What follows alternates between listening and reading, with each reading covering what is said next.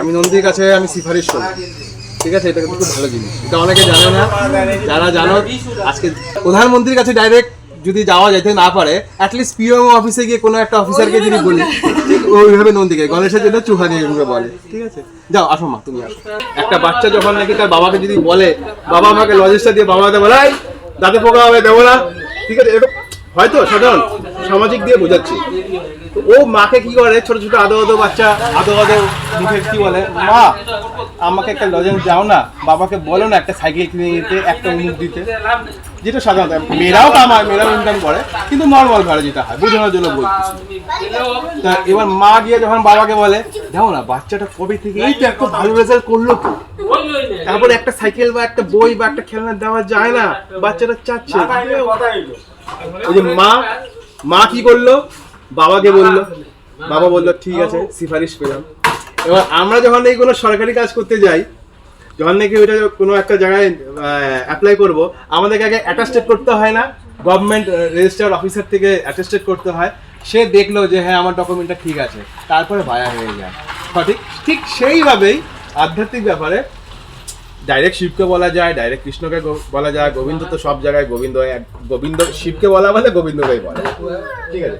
কিন্তু বলছে যে যদি আমার সিফারিশ করে যদি কাজটা যদি তাড়াতাড়ি হয়, কি ক্ষতি পারে? ক্ষতি আছে, এটা একটা চালাকি কিন্তু থাকে।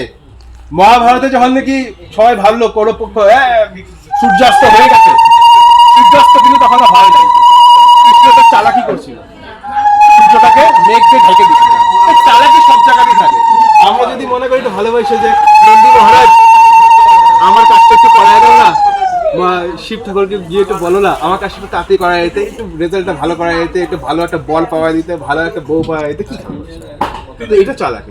তাই গণেশের জন্য হচ্ছে যাদের বাহন থাকে, সেই বাহন সেই ঠাকুর বা দেব দেবীর খুব প্রিয় হয়। যে যার প্রিয়, আজকে আমাকে যদি কেউ একটা এসে বলে উমুকের করা দাও, আমি কি উমুকের চিনি না, কে কার জন্য কি কাজ করবো, তাই না?